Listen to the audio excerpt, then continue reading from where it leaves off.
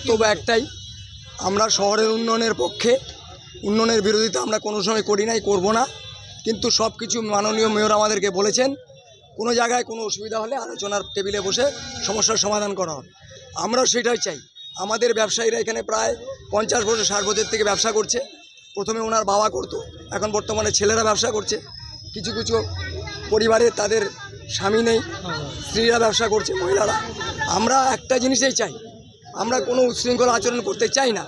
আমরা চাই, আমাদের এখানে কোনো নোটিশ করা হয়নি, নোটিশ ছাড়া ভাঙতে এসছে। আমাদের একটাই বক্তব্য, আলোচনা করুক, ড্রেনের উপরে একটা নির্দিষ্ট একটা সীমানা আসুক। ড্রেনটা ন্যাচারালি চলছে, ড্রেনের পিছন দিকে কোনো গার্ডওয়াল নেই, একটা সাইড খালি রোডের সাইডে আছে।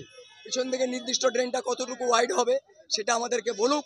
আমরা স্বেচ্ছায় সেই জায়গাটা ছেড়ে দিয়ে পিছনে সরে যাই। যতটুকু জায়গা থাকবে সেই জায়গাটা আমাদের বসতে দেওয়া হয়। আমরা কোনো সংঘাত চাই না। আমরা মাননীয়ের প্রতি প্রচণ্ড আস্থাশীল।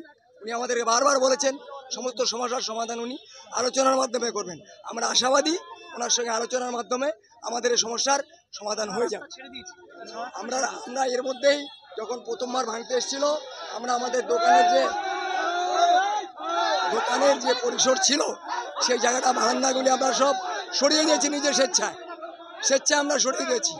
আমরা কিন্তু নিজেরা সব বারান্দারা ভেঙে দিয়েছি। আমরা এখন আপনারা দেখতে পারবেন রাস্তাটা কতটা চওড়া হয়ে গেছে।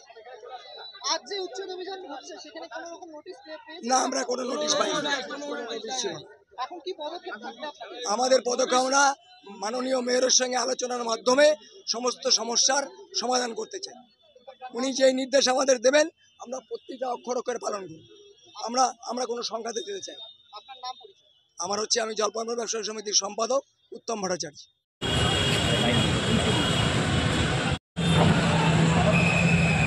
ইতিমধ্যে না, আরে ছবিটা হবে তো, ঠিক আছে।